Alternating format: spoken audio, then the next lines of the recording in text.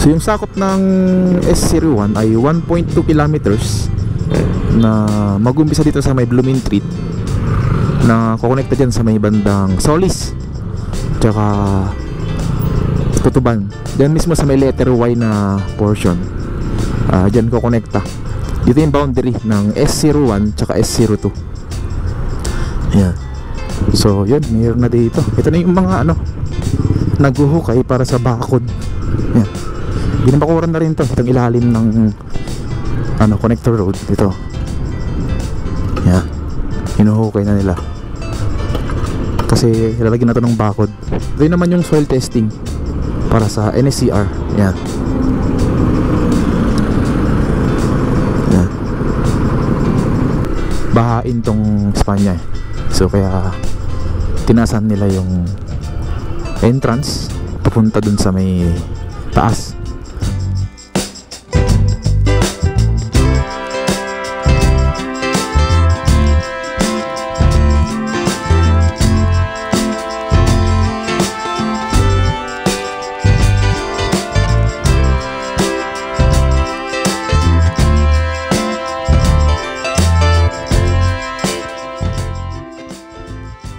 Good morning guys, nandito tayo ngayon sa may Bloomingtreet station ng LRT1 at sa baba niya, yan yung ginagawang NSCR Bloomingtreet naman.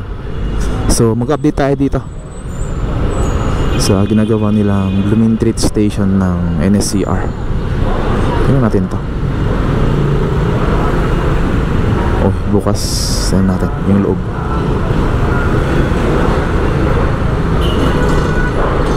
Binuksan siya. Nandyan yung heavy equipment na nagtatanggal ng mga rail track ballast.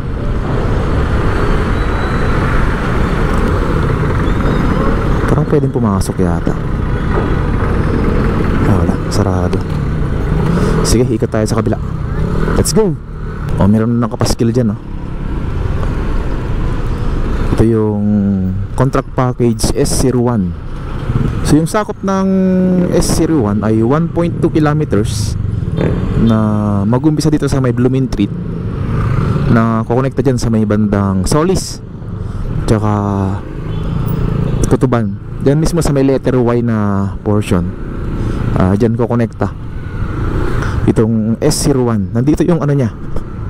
Yan, dito, ito. Dito yung boundary ng S01 tsaka S02.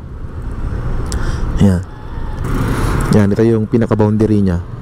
Yung S02, yan, papunta na yan sa may Bloomingtreet hanggang Paco. So, meron to na tatlo na station. Tapos ito naman, yung S01, papunta yan hanggang dun sa may Solis.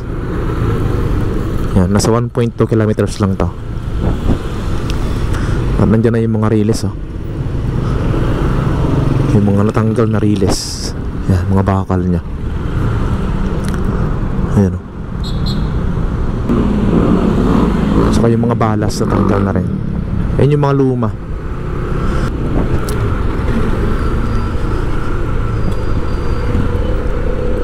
Ayan.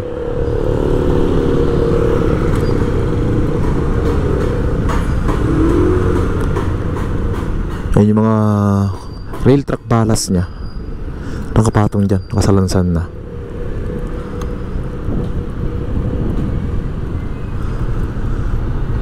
Natin dun sa unahan pa. Tanggal na pala lahat dito eh. Yung mga relays nya. Ayun diba? Ang dami mga rail track ballast. So yung mga nakatambak dyan ng mga rail track ballast ay din yan, ibabalik din nila pagkatapos ng mga poste na ilalagay nila para sa NSCR project. So yun, dito banda ay tapos na sa may parte ng Bloomingtreet. Yan, wala nang mga relays dyan, makapansin nyo. Tapos dito parang may bakod na dyan. Ito kulay blue. Yun, may bakod na, diba? Siguro binakuran to para sa mga gamit. Yan oo nga, binakuran nga to para sa mga gamit siguro ng mga importante.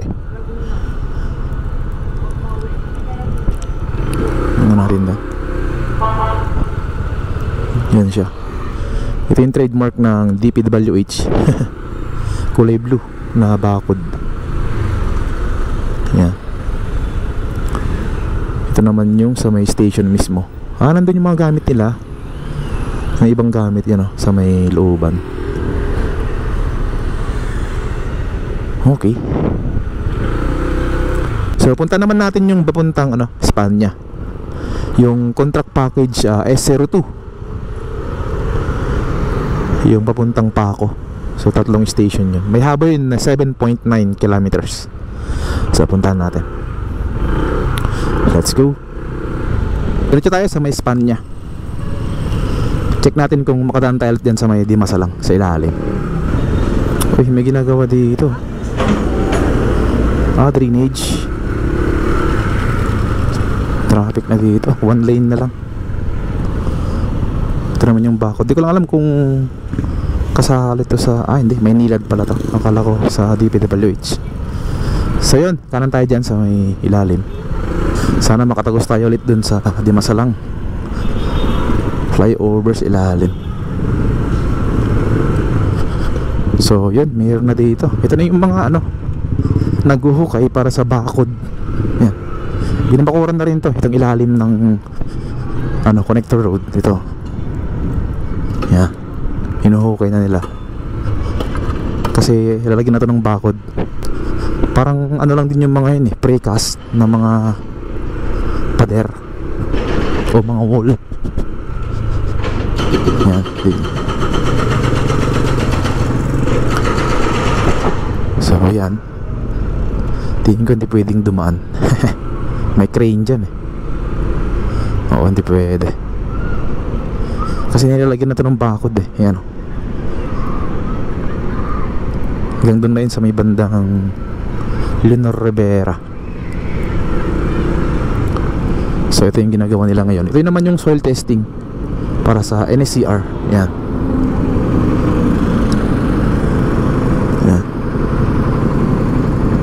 Tinetest nila yung soil o hinuhukay nila tapos dadalhin sa laboratory para ipacheck dun sa mga engineer. So yun, ikot tayo dun sa kabila. Let's go. So yan, nasa Simon Street na tayo. Tingnan natin dito yung mga street dwellers kung nandito pa. Nandito pa nga sila. Ayan. Doon tayo galing kanina sa may Dimasalang.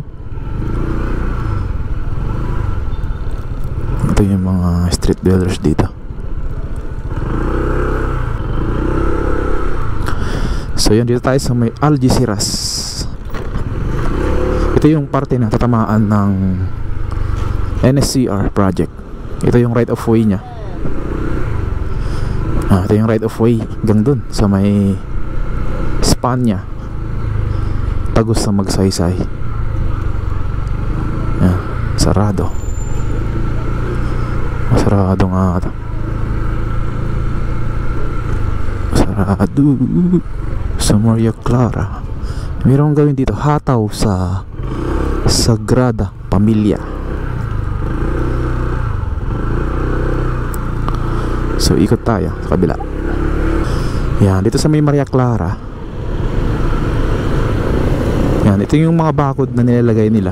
Yung kanina daan natin dun sa may Dimasalang, dito nilalagay nilang bakod. Yan, ito yung medyo manipis na bakod na parang lang to yata, precast na bakod. Manipis siya.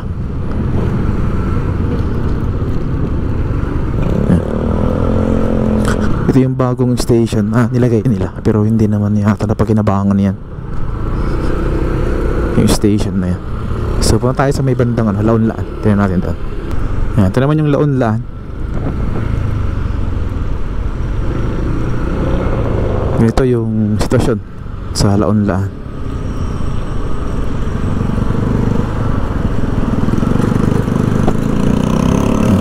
Parkingan to, magkabilang gilid, ginawang parkingan. So yun, proceed naman tayo sa may Dipitan. Yan, ito naman yung Dapitan. Ito natin dito, Dapitan Street.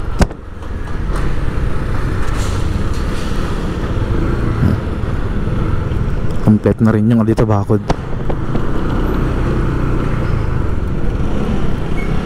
Talagang sasaraduhan nila to, itong ilalim niya. Lalagyan ng bakod to. So, tingnan natin kung tama yung sinabi nila na gagawin nilang pay parking yung ilalim. Sayang kung hindi nila gamitin. Yan, dito naman sa may bandang malapit sa may P. Margal, ito yung mga bahay na tatamaan ng NSCR project. Yan, dito sa may P. Margal, hanggang dito na yan, papuntang Espanya, tatamaan to ng NSCR project. Yan. And then sa may right side, may konting mga tapyas na sa 1.9 meters. Yung mga tapyas dito sa may right side. So medyo malaki-laki rin yun. Tapos ito yung ginagawang dredging dito sa may gilid ng tulay, dito sa may Estero di Calubcub. Yan, ginagawa nila yung retention basin. Ito pala yung pinaka-retention nya. Yan, nag-ano pa rin sila dito, nagdi-dredge, tsaka naglalagay ng sheet piles. Binabaon nila yung mga sheet piles. Lalim yan. Tignan mo, sobrang taas niyan, pero lulubog pa hanggang pailalim. Boom. Sige, diretso.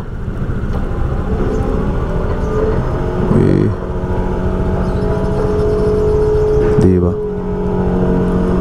Lalim niya. Yan, para tumibay itong pinakagilid ng Estero de Calubcub. Yan, sa kabila natin. Ito na yun sa kabila. Yan, buo na siya.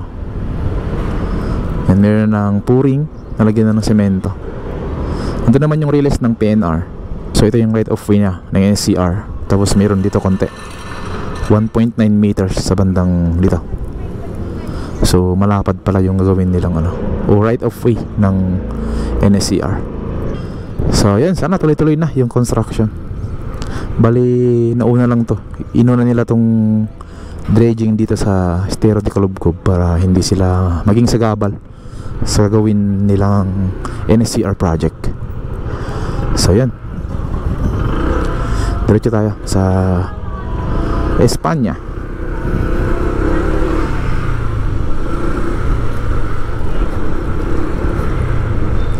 Yung Espanya station naman, ito banda sa may kanto. So mula dito sa may kanto hanggang dun yun sa may Espanya, dito ilalagay yung station. Yan. Tapos sa bandang gilid nya, makukunan dito konti. Hanggang dito na yan sa may bandang Espanya, yung station ng Espanya NSCR. So ipakita ko sa inyo yung rendered image nya. Yan, ganyan siya. Yan, mataas yung station dito dahil bahain tong Espanya. So kaya tinasan nila yung entrance papunta dun sa may taas sa mga tren. Yan, ganyan yung station ng NSCR Espanya. So yun, dito nga tapusin tong part 1. Puputulin ko muna. Then yung part 2 from Espanya hanggang Pandacan. Alright.